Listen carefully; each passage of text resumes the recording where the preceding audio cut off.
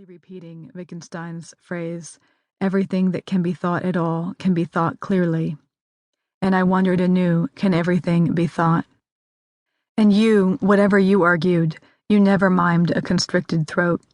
In fact, you ran at least a lap ahead of me, words streaming in your wake. How could I ever catch up? By which I mean, how could you want me? A day or two after my love pronouncement, now feral with vulnerability, I sent you the passage from Roland Barthes by Roland Barthes, in which Barthes describes how the subject who utters the phrase, "I love you," is like, quote, "the Argonaut renewing his ship during its voyage without changing its name," end quote. Just as the Argo's parts may be replaced over time, but the boat is still called the Argo. Whenever the lover utters the phrase, "I love you," its meaning must be renewed by each use. As, quote, "the very task of love and of language is to give to one and the same phrase inflections which will be forever new," end quote. I thought the passage was romantic. You read it as a possible retraction. In retrospect, I guess it was both. "You've punctured my solitude," I told you. It had been a useful solitude, constructed as it was around a recent sobriety, long walks to and from the Y through the sordid, bougainvillea-strewn back streets of Hollywood, evening drives up and down Mulholland to kill the long nights, and, of course, maniacal bouts of writing, learning to address no one. But the time for its puncturing had come. "I feel I can give you everything without giving myself away," I whispered in your basement bed. If one does one's solitude right, this is the prize. A few months later, we spent Christmas together in a hotel in downtown San Francisco. I had booked the room for us online, in the hope that my booking of the room and our time in the room would make you love me forever.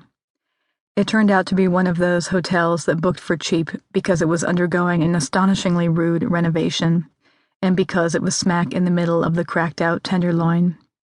No matter, we had other business to attend to.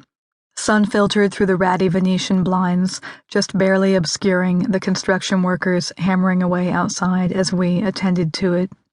"Just don't kill me," I said as you took off your leather belt, smiling. After the Barthes, I tried again, this time with a fragment of a poem by Michael Ondaatje. "Kissing the stomach, kissing your scarred skin boat. History is what you've traveled on and take with you. We've each had our stomachs kissed by strangers to the other. And as for me, I bless everyone who kissed you here." I didn't send the fragment because I had in any way achieved its serenity. I sent it with the aspiration that one day my jealousy might recede, and I would be able to behold the names and images of others inked onto your skin without disjunct or distaste. Early on, we made a romantic visit to Dr. Tatoff on Wilshire Boulevard, both of us giddy at the prospect of clearing your slate. We left crestfallen at the price, the improbability of ever completely eradicating the ink. After lunch, my friend who suggested the hard-to-get tattoo invites me to her office, where she offers to Google you on my behalf. She's going to see if the internet reveals a preferred pronoun for you, since despite or due to the fact that we're spending every free moment in bed together and already talking about moving in, I can't bring myself to ask. Instead, I've become a quick study in pronoun avoidance.